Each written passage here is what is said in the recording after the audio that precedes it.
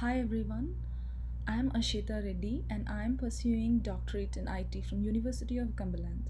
So today in this presentation I'm going to discuss about privacy in e-commerce. Introduction. So e-commerce entitles the process of selling and buying goods over the internet, in which it uses the technology such as mobile devices, wherein with the help of mobile devices the user can make purchases online and other than mobile devices also you can do this from your laptop, desktop, etc. So privacy entails the freedom granted to customers in which these customers have the right to control how e-commerce collects and manages their personal data. So, personal data. So, what personal data refers to is personal data refers to the type of data that is specific to an individual in which it makes it identifiable to an individual's. So, in this account, e commerce companies have been collecting personal data from its customers to facilitate the process of buying and selling goods over the internet. With the personal data being highly sensitive, it has drawn the debate of privacy issue in which some of the e-commerce companies have been accused of violating privacy rights of its customers. So, types of e-commerce companies. So, here are the list of types of e-commerce companies. Business to business, and the acronym is B2B, business to customers, which is B2C, customers to customers, C2C, customers to business, C2B, business to administration, B2A, and the last one, customer to administration, C2A. So these are all the types of e-commerce companies. So examples of e-commerce companies are here. I have put some of the most highly um, what like most popular e-commerce companies, so which is Amazon, eBay, Target, Alibaba, Best Buy, Home Depot, Walmart, and Costco. So here is the graph that I've put explaining the e-commerce consumption in the USA. This explains what are the most commonly used shopping online sites in USA. So if we just look at this graph, here Amazon is one of the most highly used site, and next comes eBay, and then it's Walmart, Target after that, and Groupon. So this is the list in USA. So now when any user or any customer is making a purchase, making an online purchase, they need to enter their personal information in order to make the purchase. In order to fulfill their purchase, they need to enter some data. So what is the commonly asked or entered data is listed here. So the data used in e-commerce is, so e-commerce companies use data from the customers, mainly from the customers. This data is key as it helps in building profiles of its customers. So let's say if you are purchasing, like if you open any e-commerce site, let's say I'll take an example of Amazon itself. So I'm a first time user and I'm trying to just make some purchase in Amazon, and I open the site and I added the required item into the cart, and then I'll be selecting the checkout option. So here is how the e-commerce, like their sites are developed in such a way that they want to make the customer's life easier.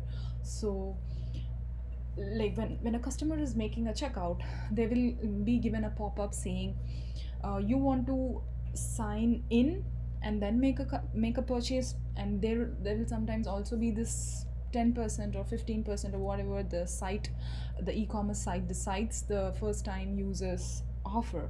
So they are giving the user, they're trying to give an offer by asking them to just register or sign in and create a profile so that every time this user is trying to make a purchase from Amazon, he does not require to enter all the details like the name, the important information that they want to enter in the e-commerce. So every time they can skip this, so if they have an account with them. So this data is key as it helps in building the profiles of its customer, as I've already mentioned here. So this is common when one tries to open an account with the e-commerce companies, as one is required to provide. So these are like the mandatory fields, which is the full name is required for any customer to build the account with that e-commerce. So city, the physical address, and the email address, the phone number, and the postal code, because sometimes the user wants the package or whatever he orders online, he needs to be delivered to their address. So the physical address, and this address should be mainly their current address. And the email address is because once the order is placed, the user will be notified via email notification or text notification. So all these fields are mandatory, and this is how it the contact information in the e-commerce sites look like, where and these are and if we can see that the full name and the country, address, city are like having a star mark at the end, which indicates that these fields are required and are mandatory in order to create an account successfully and place a purchase order too. So the full name, company name is not mandatory, but the country is mandatory. Address, city, state and province, postal code, phone number, and the security check. Yes, these all are the mandatory fields in the contact information. So yeah, addressing privacy. So now the most important part from the e-commerce side is that most companies such as Amazon have ensured that they are effective security that there are effective security measures in place towards protecting this data, which includes how are they protecting this is using encryption and using the like they are limiting the access to customer data, collecting only the data that is deemed necessary. So in this way, companies like Amazon is addressing the privacy of the data which the customers is like sharing with them. And this is a continuation of that. So at the company level, these companies engage with their employee on this importance of maintaining customer privacy. And additionally, these companies engage in practice that lets their customers know their data is safe. Additionally, privacy policy statements are also used. Like terms and conditions and privacy policies are the commonly listed check boxes. Like once any user is trying to create a profile or is trying to make a purchase, and they are sharing their data, it will be mentioned that here, like the user is addressing that yes, I have read the terms and conditions and I am agreeing for the terms of the use and privacy statements are being checked. And once the user fills all the required fields and checks that box, then only the account will be successfully created. And this is like giving an assurance to the customers that their data is secured and it's safe and it's not been shared.